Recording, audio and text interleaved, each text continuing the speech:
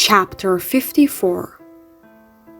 Kath stared at the doors, still thrust wide open, her body both frozen and burning, her chest a hollow cavity, empty and numb. She no longer hurt. That broken heart had been killing her, and it was gone. Her sorrow, her loss, her pain, all gone. All that was left was the rage and the fury and the desperate need for vengeance that would soon be hers. What happened? Stuttered the king. What did they do? They freed me, Kath whispered. Her gaze traveled to the prisoner who was kneeling on the floor, his arms shackled by chains, but with no captors to hold him. Peter alone did not look appalled at what the sisters had done. He looked bitter. To be caught, to be brought here, to be kneeling before the King of Hearts. Kath's lips twitched upward. They fulfilled their promise. But your heart, started the king, was no longer useful to me, and I am most pleased with what they brought me in return. She narrowed her gaze. Hello, Sir Peter. She spat the name, her anger roiling, bubbling, steaming inside her, filling up all the barren spaces. Her knuckles whitened on the rail. This man is the murderer of the late court joker of hearts. He cut off his head, then fled into the forest. He's a killer. When she had imagined this moment, she had worried that she might cry when faced with Jess's killer again. But her eyes were dry as sifted flour. Already the numbness was fading. Now her body was inflamed. The king hesitantly stood. That is, yes, indeed. It's so good of you to join us, Sir Peter. I believe this calls for, The king scratched beneath his crown. What happens next? A trial, Your Majesty? Suggested the White Rabbit.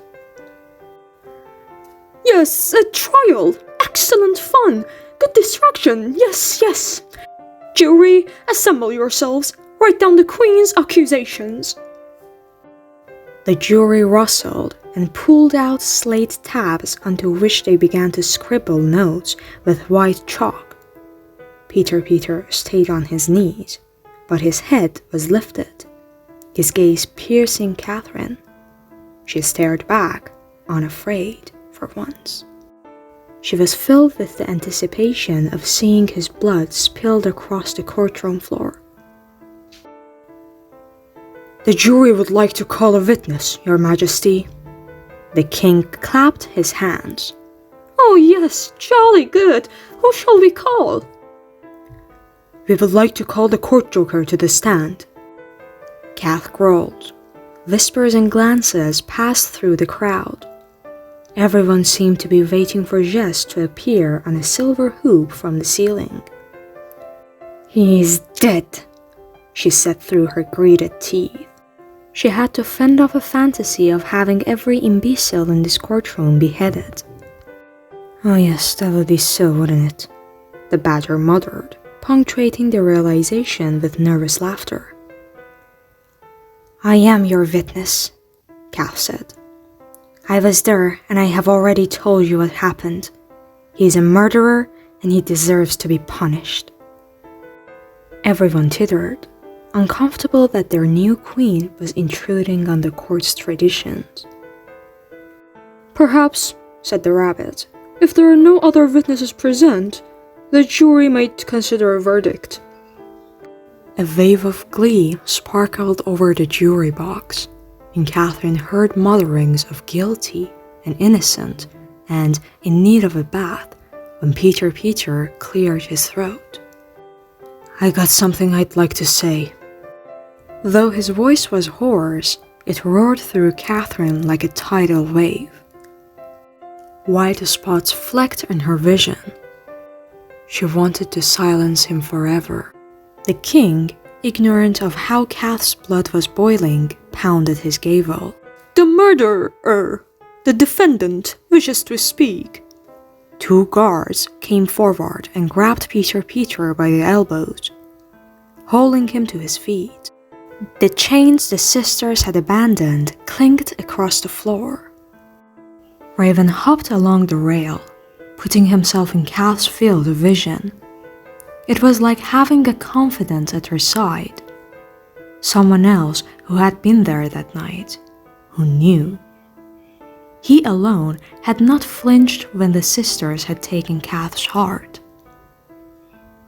There had been a time when he had planned on doing the same thing to her, when Jest had planned to do the same thing to her. But that no longer mattered to her. Such a heart was worthless, despite what everyone said. There was no value to it at all. Sir Peter planted his feet so he could stand without the guard's assistance. Though disheveled, he was as intimidating as ever. His eyes darted from the king to the jury, to the royal courtiers, to the guards, and finally to Catherine. "I did kill him," he snarled, "but I was defending my wife." The jury scribbled on their tablets. Peter took a step forward. "These people, the maid, the joker, and you," he snarled at Catherine. "They trespassed onto my property. I'd asked none of them to come there. Nosy wretches they were, coming to see the monster, the beast," he spat. "But she was my wife, and you killed her. Right in front of me, you killed her. You're the monster, not me, not her." "She was the Jabberwock," Kath screamed. A gasp rose from the crowd. "That's what he's not telling you. The wife he was protecting was the Jabberwock. Marianne was to be the creature's next meal." "She should not have come to my patch. Trespassers, murderers." "You are the murderer." "As are you, and a thief besides. You stole the pumpkin from me. I know you did. She was getting better. The curse was going away, but then she saw that cake and had to have it, and when she turned again, she couldn't turn back again, and it's your fault." The king pounded his gavel, each thought like a hammer on Kath's temple. Now, said the king, who was sweating profusely. "I think perhaps the jury would appreciate one little clarification." He cleared his throat and adjusted his powdered wig. "Sir Peter, you claim that the Jabberwock was your wife." The audience rustled, and Kath heard more than one member of the jury mention that Peter's wife had been at the black and white ball. Sickly thing, not at all monstrous. "She was poisoned," said Peter. "Poisoned by bad pumpkin. I saw her eat them. She couldn't stop. Then she started to get sick. I thought it was just from the overeating, but then she started to change." A deep wrinkle caught between his eyebrows. "It happened the first time after we left your ball, after those courtiers talked to us like we hadn't earned being there. After you," he pointed at Kath, "looked at us like scum on your shoe. I watched her turn into the Jabberwock, saw it with my own eyes." He balled his fists. "Even when she was herself again, the cravings were too much for her. She'd eat anything orange, anything she thought could satiate her, but nothing did." Kath's jaw ached from clenching her teeth. They said the Jabberwock had gone after Cheshire and Margaret that first night, after Cheshire's fur had been tinted orange and he probably still smelled of pumpkin pasties. And in the meadow, she had taken the lion with his golden orange mane. But the monster had probably been there looking for Hatta. the messenger who had brought that first pumpkin from Jess. And in the theater, the beast had come after her, wanting more of her pumpkin cake. After she turned a second time, Peter growled, his eyes cast in shadows, I made the pumpkins pay. If I recall, drawled Mr. Caterpillar, the Jabberwock was a nuisance. I say, good riddance. I tried to stop her, said Peter. I swear it. Built a cage even, but I couldn't keep her. His expression turned fierce. It wasn't her fault, though. It was the pumpkins that did it. Kath squeezed the rail until her fingers ached. This is not a defense. You killed Jest. You cut off his head right in front of me. You killed my wife. You were going to feed Marianne to her. She shouldn't have been on my land in the first place. Thud, thud, thud. The sound of the king's gavel interrupted their argument, and Kath sank her head in between her tense shoulders. Thank you, Sir Peter, for your, statement. The king's voice was shaking. We have now heard the defendant's testimony. Jury, what is your verdict? The jury huddled down with their slate tablets and whispers. Catherine heard none of their discussion. Her ears were humming, her brain clouded with visions of Jest in the mud, the axe swinging at his throat, her own heart splitting down the middle. We have reached a verdict, Your Majesty. It was a toad who spoke, standing up with a slate in his webbed fingers. On it, he had drawn a picture of Peter standing on top of an enormous pumpkin and grinning. We, the jury, find Peter not guilty. The cheer was deafening. All around her, the people of Hearts embraced one another, hollered ecstatically. Even the king giggled with relief. The Kingdom of Hearts had never seen such a ghastly trial, and everyone was thrilled that it was over. The man was not guilty. They could all go on with their silly, pointless lives. Except Catherine. From the corner of her eyes, she saw Raven puff his feathers. She snatched the gavel from her husband. Silence! She screamed, pounding on the railing so hard a crack formed in the polished wood. The ballyhoo stopped. The courtroom of faces turned to gape at their queen.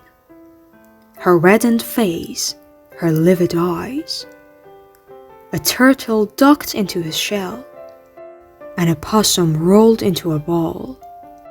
An ostrich tried, but failed, to bury its head in the polished quartz floor. I reject the jury's verdict, she seethed. As the Queen of Hearts, I declare this man guilty. Guilty of murder, guilty of thievery and kidnapping and all the rest. And for his sentence, I call for his head to be carried out immediately. Her words echoed through the courtroom, casting a cloud over the stricken faces.